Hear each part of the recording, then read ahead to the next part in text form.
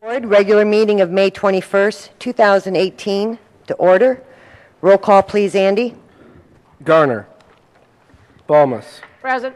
Hood. Here. Thorstensen. Here. Jacobs. Here. Ross. Here. 5 present. All right, Trustee Garner did let us know he wouldn't be able to make the meeting. Please join me in the Pledge of Allegiance. I pledge allegiance to the flag of the United States of America and to the republic for which it stands, one nation under God, indivisible, with liberty and justice for all.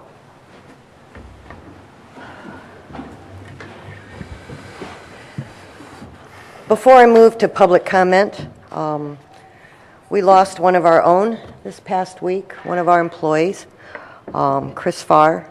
Wasn't with us for a real long time, but she made a huge impact on our operations in the police department. So I would ask for everyone to just bow their heads for a moment of silence in her honor.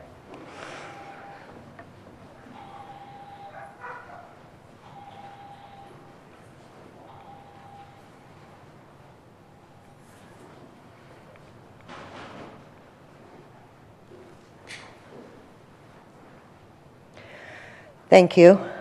Chris leaves behind a young son of 14. There will be a fundraiser in her honor and for her benefit at Primo's this Friday night. I'm sure we can get details from Chief Woodside or Deputy Chief Smith to help out the family. So thank you. I'll open up the floor to public comment if anybody would like to address the board tonight for something that's not on the agenda. I think everybody has a purpose for being here tonight, so I'll move on. First item is approval of the consent agenda as presented. Motion by Trustee Balmas, second by Trustee Jacobs. Roll call, please, Andy. Balmas. Aye. Hood. Yes. Thorstensen. Yes. Jacobs. Aye. Ross. Aye. 5 aye. Motion carries. Patrick, please read the consent agenda into the record. Item number 1, approval of the minutes from the May 7, 2018 Village Board meeting. Item number 2, approval of fireworks permit for Six Flags Great America, shoot dates time of June 30th through July 4th and July 28th through August 12th at 9:45 p.m. All displays to be launched from the southwest corner of the property. Item number 3, approval of request from Public Works Department to purchase 11 fire hydrant assemblies from the low bidder, Zybel Water Service Products, at a cost of $35,160.47. Item number 4, approval of fire medic Anthony Roberts' request to participate in the village's tuition assistance program in pursuit of a bachelor's degree in business administration from the University of Alabama. Item number 5, approval of payroll for period ending May 11, 2018 in the amount of $850,127.73. Item number 6, approval of bills for period ending May 21st, 2018 in the amount of $4,558,730.58. Thank you, Patrick. Do I have a motion to approve So the moved. consent agenda as read in the record? Motion by Second. Trustee Jacobs, second by Trustee Thorstensen. Roll call. Balmas. Aye. Hood. Yes. Thorstensen. Yes. Jacobs. Aye. Ross. Aye. 5 aye. All right, we'll move on to petitions and communications, and tonight is a very special night.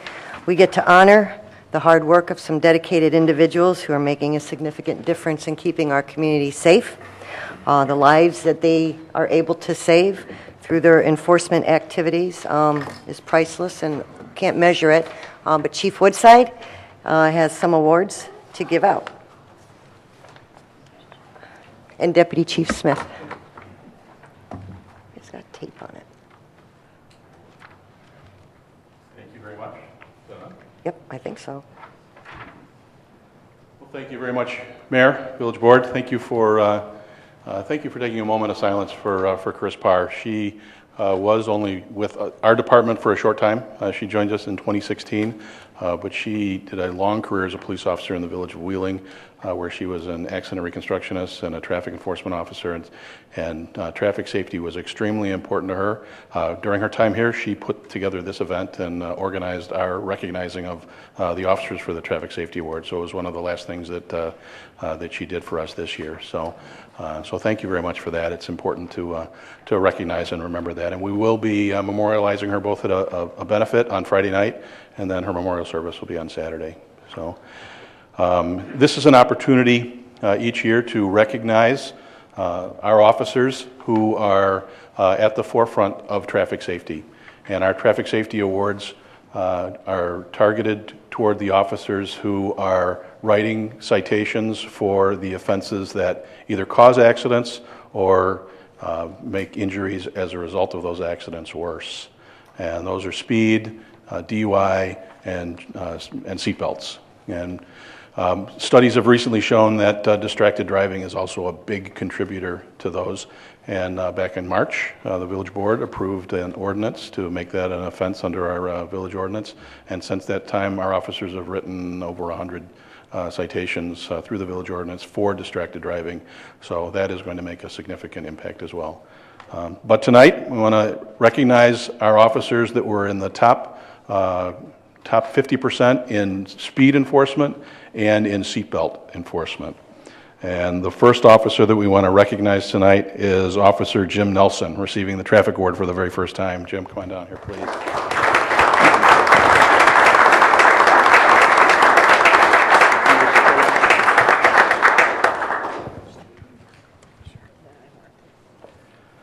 Receiving the award for the fifth time, in about as many years as he's worked here, I believe, is Officer Mike Stoner.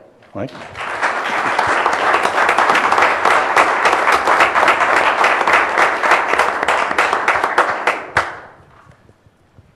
Also receiving his fifth award is Officer Rick Vorpagel. Rick?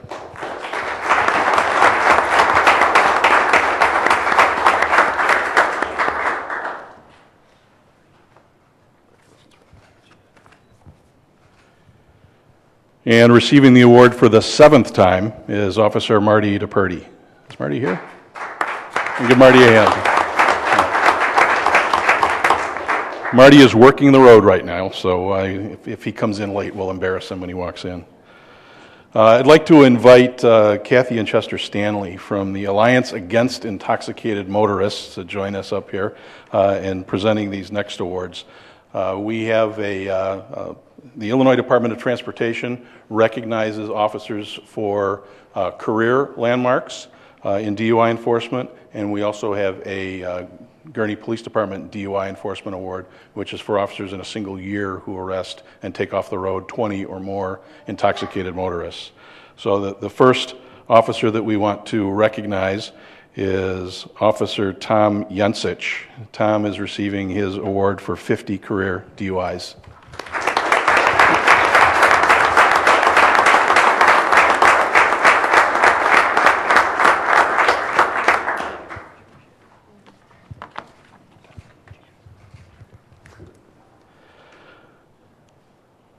Making 100 DUI arrests in his career is Officer Pat Murray. Pat, come on up.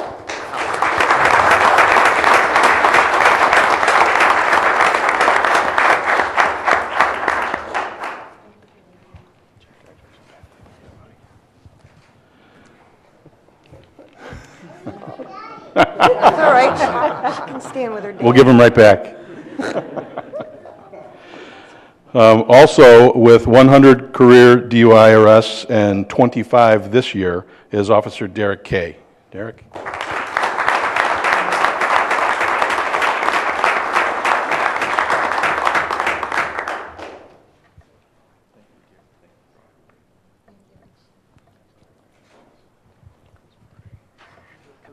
And this final award is to an officer who, over the span of his career, has arrested and taken off the road 300 DUI offenders. So I'd like, if ever we could give a warm welcome and a thank you for the hard work of Officer Phil Mazer.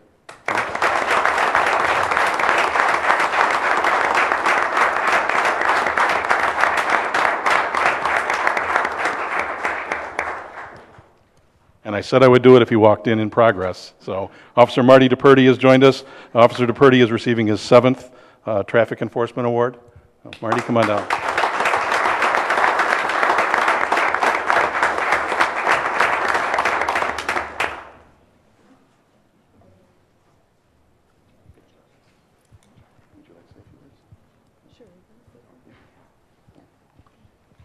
Thank you all for being here tonight. It is our honor, both my husband and I, to be here and to share in this momentous occasion with all of you officers.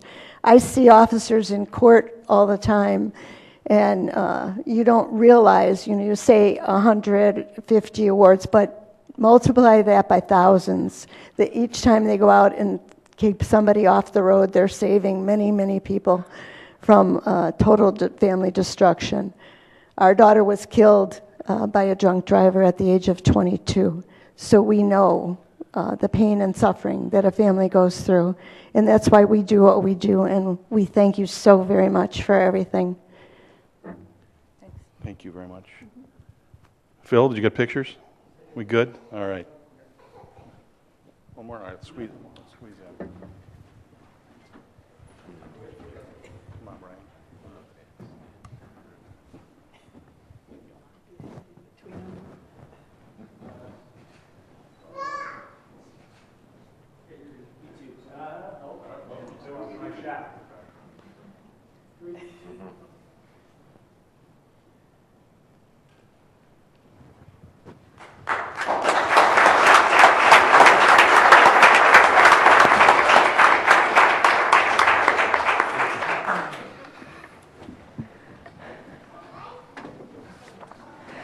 All right, good job. Thank you guys very much for what you do.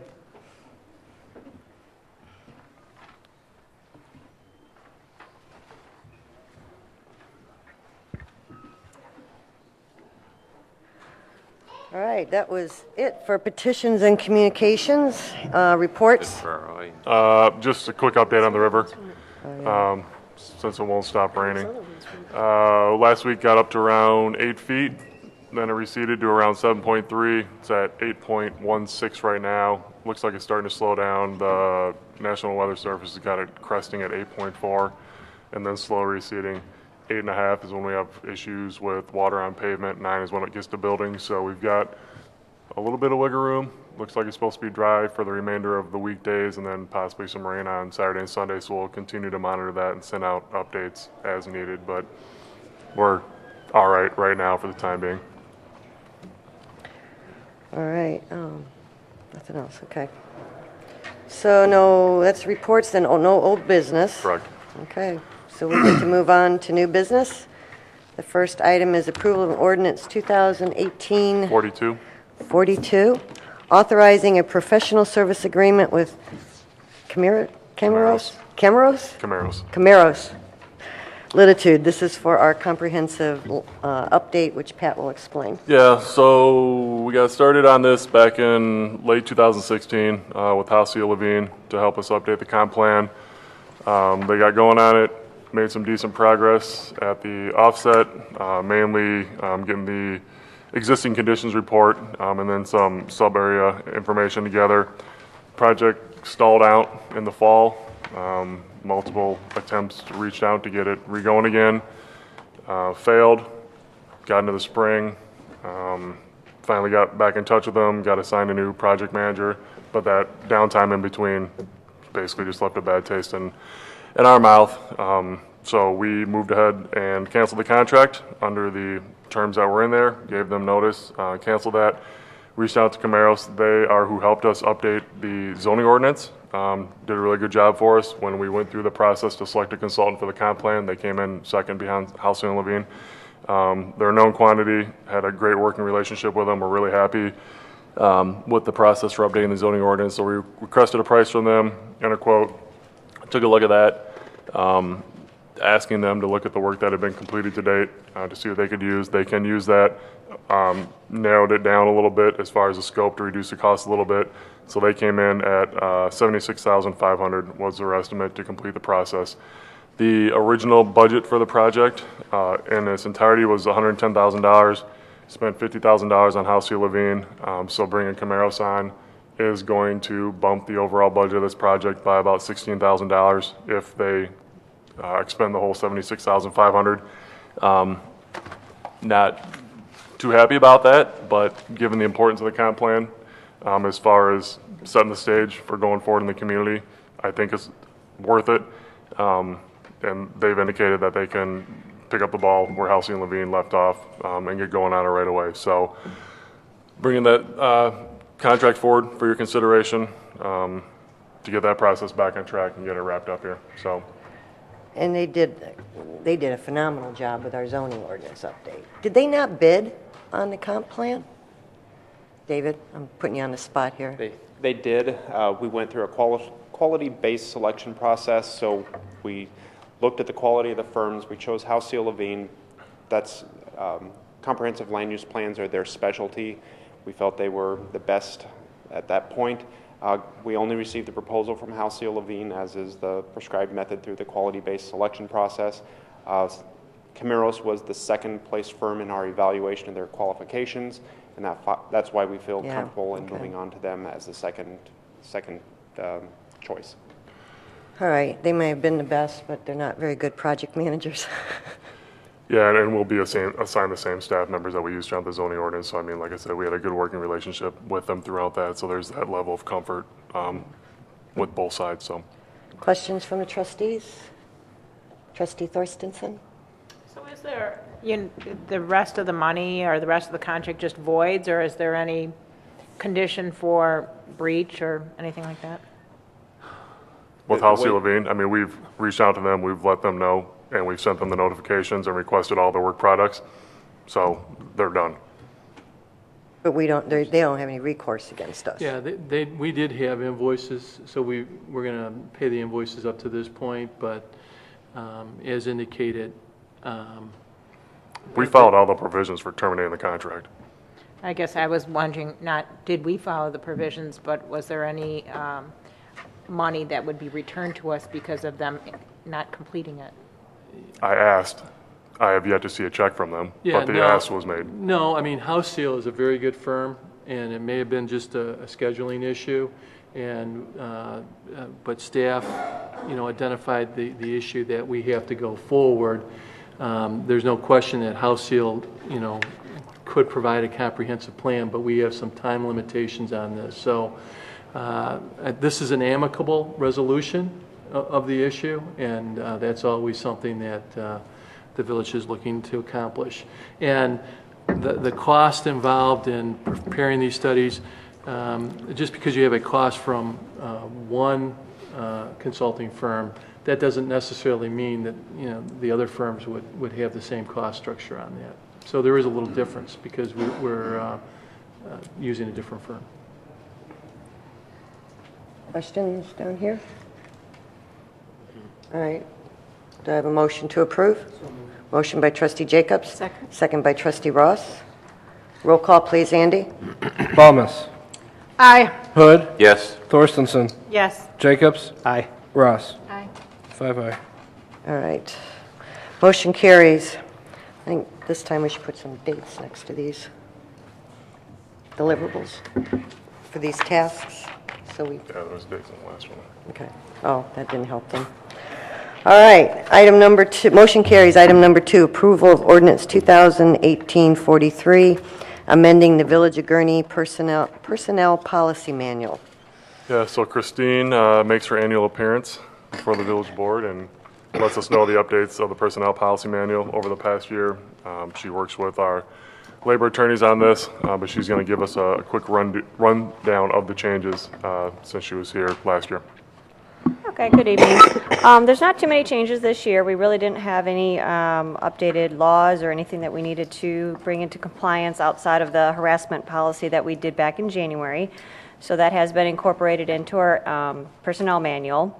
So the summary of changes is really just a few tweaks of some existing policies just to kind of get ahead of potential issues or problems, as I review different things that come across my desk, either through newsletters or, HR best practices, just trying to kind of incorporate some of those ideas into some of our policies. There was one quick question raised concerning the first item.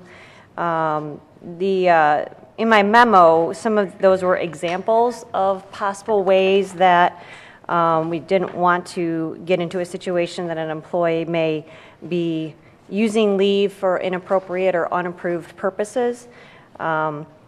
The question was specifically raised if we were preventing or barring employees from taking leaves of absence for non-medical reasons. That's not the case. If you refer to the actual rules, it was just more, it was to exemplify if someone was using paid time off in a fraudulent manner that wasn't approved for that reason why they were using the time off. So someone could request a leave of absence, use time off, sick leave, but it's not a medical reason. So we just wanted to make sure that we stayed ahead of that and people weren't trying to find ways to circumvent and use time off when they shouldn't be. So that was just that reason. I don't know if that clarifies your question, Trustee Jacobs.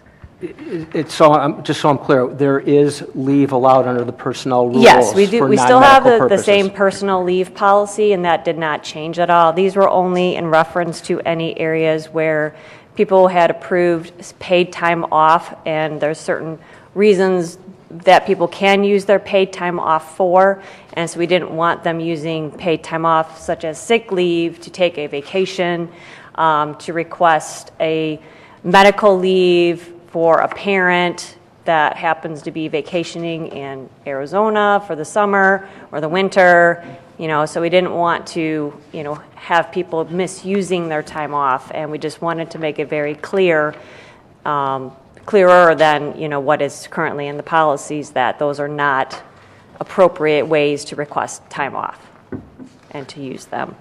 So that was the majority of the changes. In our sick leave policy, I think it came up last year regarding requesting a medical slip if you had to take sick leave for a parent or a child. That was softened in this go-around to address that concern, so it's not a requirement. It's just if it is requested, then the employee needs to provide it. So it's not every time you have to take your child to the doctor, do you need to get a slip? It's just if it becomes excessive or there's some other issue going on, then the supervisor can request that documentation. And those are the majority of the changes. Any questions? Other questions from the trustees? Move to approve. All right, motion by trustee Jacobs, Second. second by trustee Balmas. Roll call, please, Andy. Balmas. Aye. Hood. Yes. Thorstenson. Yes. Jacobs. Aye. Ross. Aye. Bye-bye. Motion carries. Good work, Christine. Thank you. I know these are difficult to keep up with all the ins and outs of personnel. All right, so motion carries. We move on to item number 3. Approval of request from Information Systems Director Chris Velkover to waive the formal bidding requirement and award land mobile radio equipment and installation project to Chicago Communications at a cost of $133,239.36, with total project cost not to exceed $185,000. Yeah, so we talked at the last meeting, a couple of the big things hanging out there as it relates to the 911 consolidation and getting them in for the grant reimbursement were the wireless network connection, which was approved at the last board meeting. The other is dealing with the radio network. So similar to the last meeting, we had some known costs and some estimated costs, and wanted to get that moving to get it in underneath the grant before the deadline. Similar with this, we have some known costs, some estimated costs, so Chris is going to walk us through what those are, and same as the wireless, what's not reimbursed by the grant will be, the village will pay for it, then be reimbursed by the grant, and then those costs not covered by the grant will be reimbursed to us by the JETSB. So there's no out-of-pocket to the village, but Chris will walk through what's needed here with the radio network. Thank you. Just to highlight a few items in the memo, we did a major reconstruction of our console equipment, our radio consoles, and our base station equipment in 2015. That also included 911 equipment. As we were winding down that project, dispatch consolidation arrived on the scene. So the equipment that we're interfacing with was put in very recently. It was done with a contract with Motorola. Chicago Communications was the subcontractor that Motorola used for both the installation and the maintenance. So as we look to add on to that system, we're really looking to preserve the idea that we have a single vendor, a single maintenance provider, a single throat to choke, so to speak, on any issues going forward. Chicago Communications has been a long-time vendor with the village. We've had an excellent working relationship, and we can cite instances where we've had to bring differing vendors together and try and get them to play nice in the sandbox. I think it's considerable use of staff time and often results in an unfavorable situation. So looking specifically at this proposal, there are really two things we're looking to accomplish. We're looking to finish up the items and integrating in the radios that are part of Zion Police and Zion City operations. That's relatively straightforward. Is probably the smaller of the two projects involved. The larger is on the fire side. So for the fire side right now, for our communications operators, they listen to dispatch on the Gurnee fire frequency and the Quad 1 fire frequency. Quad 1 involves Zion and Beach Park. The Gurnee frequency involves Gurnee and Newport. There's a strong desire to bring those under a single radio resource, and that's a part of what's being set out to be accomplished with this. We brought together all the parties involved and went through a process of identifying what were the goals of a resulting system. We had a lot of opinions. We went through a process where this got more and more complicated. It got more and more expensive. It got more and more difficult to maintain. And then we took and got that finalized list and worked it back in the other direction. So now we've simplified this. We've tried to accomplish all the goals that people set out with it, but do it in the most expeditious and reliable way we could. There's a list of bullet points in there about the things we were trying to accomplish. I'm not going to repeat all those, but I'm glad to expand on any of them. You can see the list of sites that are involved, everything from the Beach Park Water Tower to the Gurnee Police Station to Gurnee Fire Station 2. We will have some involvement with Radicom. They're the service provider at the Zion Police Station. The two vendors have been in touch on this project already. Chicago Communications would be the lead. Radicom would be working with them. Our experience with Radicom has been positive, but I don't think that the bid process serves us in terms of we don't want a second vendor on this. We want to incorporate in the existing, and our time frame for the consolidation grant really doesn't allow it. I'd love to have done this a year ago, but a year ago we didn't have consensus on what everybody wanted to see done. Questions for Christopher? This is way above our, thank God for you understand it. That's why I let him explain it. Yeah. If there's no questions, do I have a I'll make a motion to motion. approve? Motion from trustee Balmas, second from trustee Jacobs. Roll call, please, Andy. Balmas. Aye. Hood. Yes. Thorstenson. Yes. Jacobs. Aye. Ross. Aye. 5 aye. All right, motion carries. Good job, Christopher. All right, item number 4, approval of request from Public Works Department to purchase one 2019 Chevrolet, is that right? Yep. Chevrolet 2500 4x4 chassis from Ray Chevrolet at a cost of $32,475. This will replace Public Works Unit 688. Yeah, it's a little easier to understand. So, Public Works had a pickup truck replacement in the utility division in the budget. As we do, we belong to the government co-op group, the National Joint Powers Alliance. We go to them to see what their price is on the chassis, and then we take it to local dealerships in the area to see if they can beat it. Ray Chevrolet was able to beat it by about $1,000. So we're recommending to move forward with them. The pickup trucks we've been purchasing, we've been standardizing them. So this will continue with that standardization. There'll also be a cost for outfitting this truck with a service box, back rack, and liftgate. We're estimating that to be under $20,000, so that's within my authority to approve without bringing it to the village board, but I just wanted to give you a heads up on that. Both those costs, the chassis and the upfitting, are included in the budget, and we should be within $1,000 of what they have included in the 18-19 budget. I didn't know the 2019s were out yet. Questions? So moved. Motion by trustee Balmas, second by trustee Jacobs. Roll call, please. Balmas. Aye. Hood. Yes. Thorstenson. Yes. Jacobs. Aye. Ross. Aye. 5 aye. All right, motion carries.